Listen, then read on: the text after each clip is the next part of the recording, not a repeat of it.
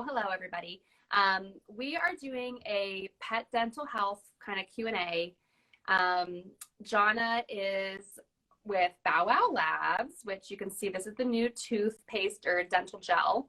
And this is also the 4-in-1 toothbrush that I have here. So we're going to be talking about these things, but we can also cover any other questions. So I see some people tuning in. If you have any questions about pet dental health, feel free to put them in the chat because we'll be looking at that. But I also prepped some questions. So cool. I thought it would be kind of fun.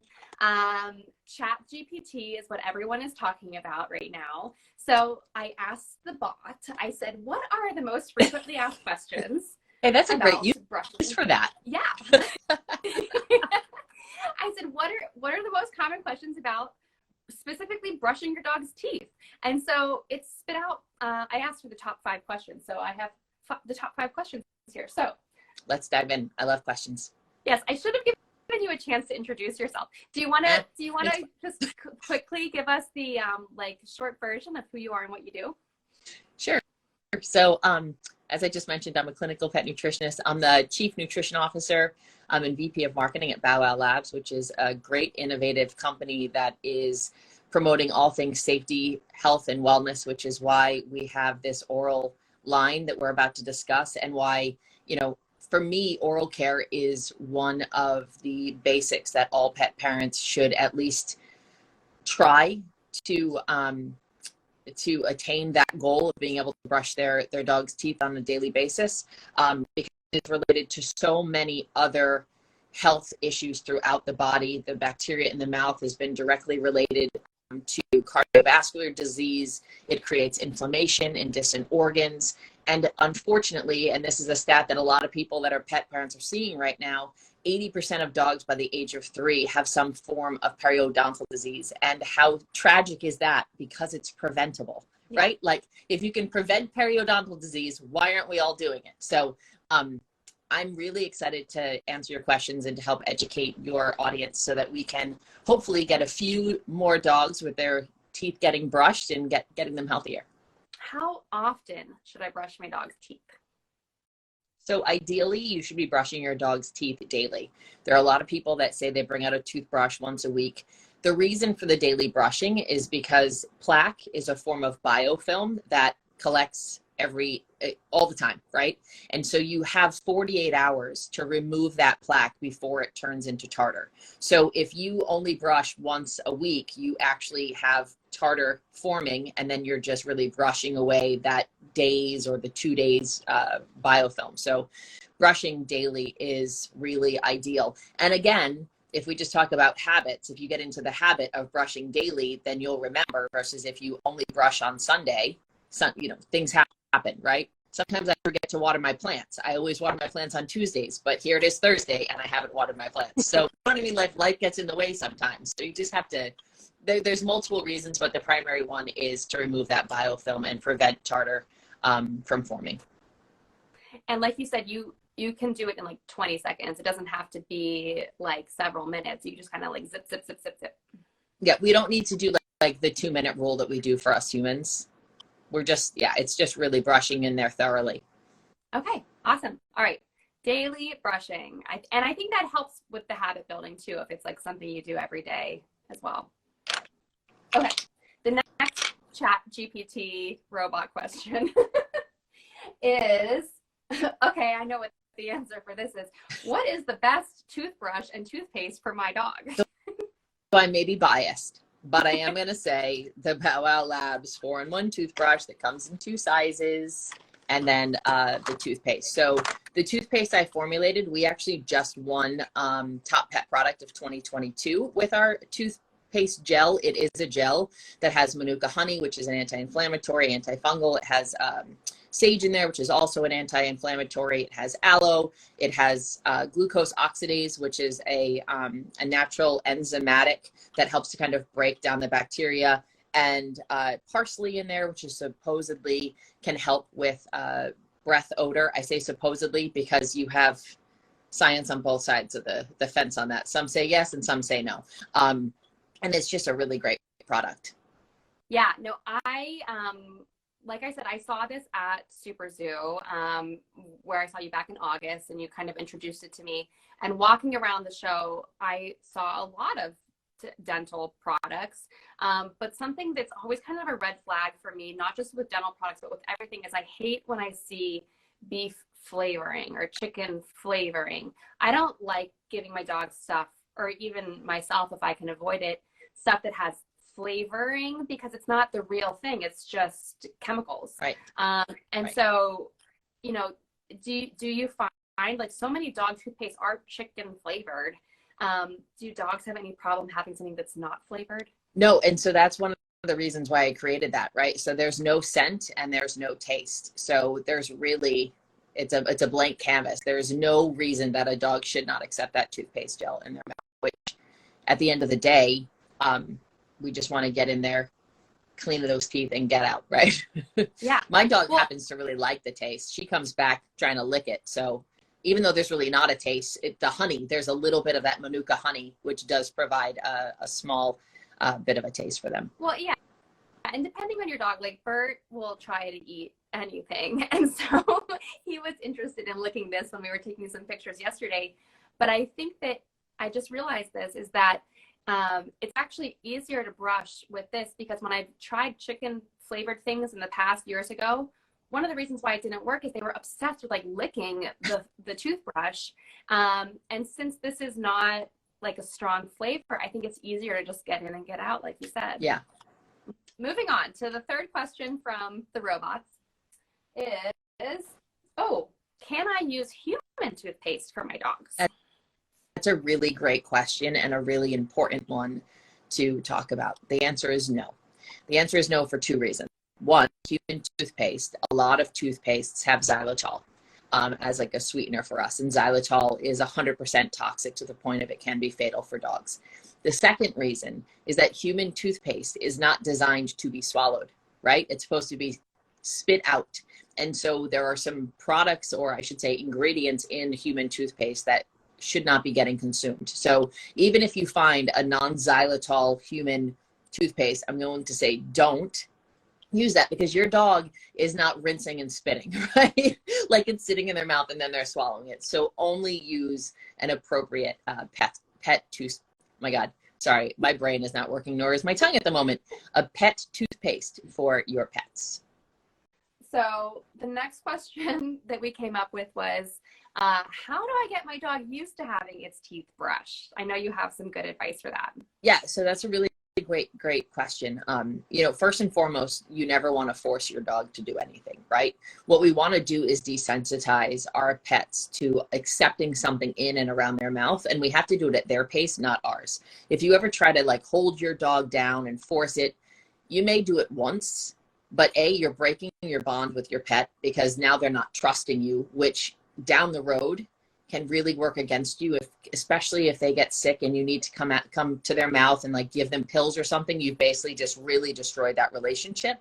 And you also want to make something that's enjoyable for them. So you start off really low and slow.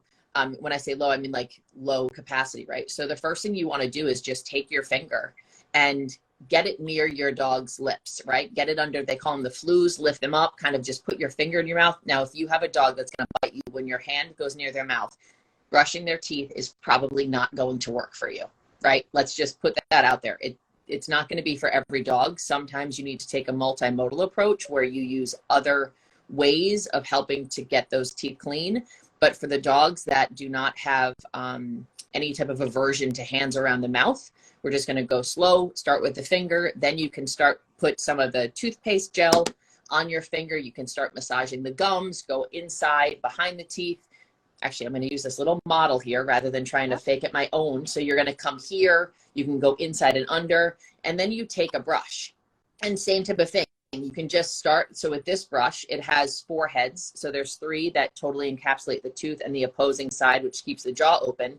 But you can use this opposing brush and just get that inside so they can start feeling the sensation of that brush, that tingling against their gums and their teeth, because that's going to be different than the feeling of your finger. And then you would move up again towards adding the toothpaste gel to the brush, and then you would go in and really kind of brush it the right way. But what I tell people is that there is no set timeline, right? I might be able to have introduced this to my dog when she was really young and had it in and out totally fine. Within 4 days, I was brushing her teeth. For you, Tori, you're starting with older dogs. This is your second attempt at brushing their teeth. This might take 4 weeks for you to get from putting your finger in your mouth to then having the brush and the toothpaste gel. And I'm going to tell you, every second that you're attempting it is worth it. Don't get frustrated. Don't get frustrated with your animal. Just stick with it, because it is really great for their health and longevity. And it is such an easy task once you desensitize them the right way. That's the most important part, is working at their pace, not at our pace, which is really hard in today's world, right? Yeah, you want instant satisfaction, yeah. And it doesn't really always work that way. Yeah, I had read some of your advice about just like literally like massaging their lips with your finger, just so that they're like comfortable having you there. And so that's still where we're at with Lucy. She is still in that phase. Meanwhile, Bert has moved on and he's letting me put the toothbrush in and everything. Well, and so let me just stop you for a second though. If that's all that Lucy's comfortable with, and you've been working at this for a month, maybe that's the indication that that's as far as you can go. So for you, I would say maybe give up on the brush and use like gauze, and put gauze on your finger with the toothpaste gel. That gauze will be enough to cause friction to remove that biofilm. So if that's where she's comfortable, work with her, right? Not against her. Okay. So that would be, I think, a really great solution for Lucy. Okay, so you don't always have to, the end point isn't always a toothbrush. It's just some kind of delivery system for the gel. Yeah, I mean, I guess a toothbrush would be ideal, right? But if we can't get ideal, then the next best thing would be to have something that creates that friction, which would be like the gauze pad, and the gel, this gel or whatever you wanted to use, and create that friction and remove as much as you can. Okay. It won't be as thorough, right? Yeah. But it'll be better than nothing. Yeah. Okay. Well, maybe I will try that. Because she's just, like I said, she's just fussy about things happening to her. One thing that I have observed with both of them that does make it easier for people who are wanting to get into this is doing it at nighttime when they are like almost asleep. So like when we're getting ready for bed and it's like 10 o'clock at night and everything's calm and they've gone to their beds, then I come and sneak in and kind of try to do a little dental routine, because it's not going to work. Like yesterday I was trying to take pictures around this time and it was not working, because they were like all excited. They were like, when are we eating dinner? They were like, let's play. And that was just like setting us up for failure. So it's not good for taking photos and videos to do it late at night when all the lights are turned off, but it has been much easier to convince them to go along with it when they're like out of it. That actually makes a lot of sense. Yeah. So that's what we're doing. Okay, we have one more question from ChatGPT. So let's see what it is. What are some natural ways to improve my dog's dental health besides brushing? Yeah, so I just mentioned a little bit earlier about like a multimodal approach. So giving your dog something to chew. Obviously at Bow Wow Labs, for anyone that doesn't know, we invented the Bow Wow Buddy, which is a long-term chew safety device. So it allows your dogs all the benefits of long-term chewing without the danger or hazard of choking on that last little bit. So allowing your dog to chew, right? The idea being is that friction against the teeth are going to help with that biofilm and remove that biofilm. So whether that be bully sticks, whether it be cheese chews or yak sticks, or split antlers, or even some tracheas, raw bones are going to be a great way that you can kind of engage them, not only mentally, but you can also engage the jaw, which is going to be strengthening the jaw muscles, which help keep the dental oral health in alignment and whatnot. So there are a lot of other ways. You can also, I'm not really a big fan of the products that go into the water. I don't like to mess around with water in any way, shape, or form. I think water is such a large part of our body that we need to keep that as pure as possible. So I'm not an advocate of that, but there are some chews out there that are shorter term chews that also have some enzymatic properties that can help. So just kind of doing all of these things and having a really great diet. You know, a higher quality diet is going to be better for oral health as well. Somebody just wrote in a great question. How many chews and that kind of stuff should your dog have per week, or how often should they have a chew? So again, everything depends on the dog, but so long-term chews, I mean, if you gave them 2 or 3 times a week and layered that in with brushing, I think that would be great. Not only are they going to be getting the oral benefit, but they're not going to be putting on excess weight. You don't have to worry about GI upset because they have too many calories in their belly. If you have a severely overweight dog, you know, I'm going to say maybe trend towards like a cheese chew that's going to be harder. So that's going to have like a different action on the tooth. It takes them longer to chew. You can let them chew in it for 10 or 15 minutes, give them not only the oral benefits, but the mental benefit. And then you can take away and give one chew several times throughout the week. But ideally not more than 2 or 3. Okay, so I am, as soon as we finish up this live, I have been working on a blog post that I'm going to publish, and I'll figure out a way to share this video in there as well. And so if anyone is curious about this dental gel and the toothbrush, which is very cool, and I like how it comes with this little case. The little case, this reminds me of like when I was a kid and you lost a tooth. This kind of looks like the little chest you would get to put your lost tooth in. Yeah. So the reason for that is kind of based on me, right? So I told you that I brush my dog's teeth and then I put it right next to mine. I needed a way to stand it up and keep bacteria out from the brush and have a drain. So that's really what this case is all about. And I do just want to add one thing, whether you buy this brush or any other toothbrush, it's just like human toothbrushes, right? That you really want to replace that brush at about 3 months, just because bacteria can collect no matter how well you clean it. And also because the bristles start to wear down just like on a human toothbrush. I'm so glad you mentioned that. That was actually a question I was thinking of when I was writing this blog post, is how often should you replace your dog's toothbrush? All right, is there anything else that you want to add about Pet Dental Health Awareness Month?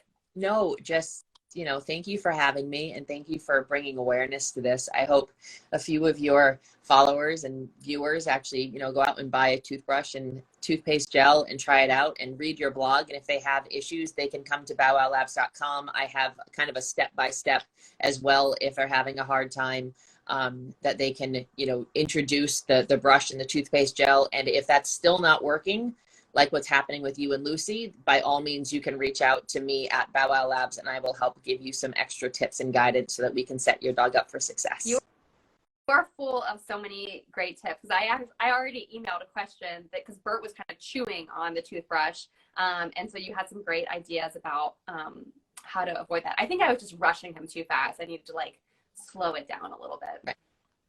Fantastic. Thank you so much, Tori. Thank you, John. Have a good day. All right, you too. Bye-bye.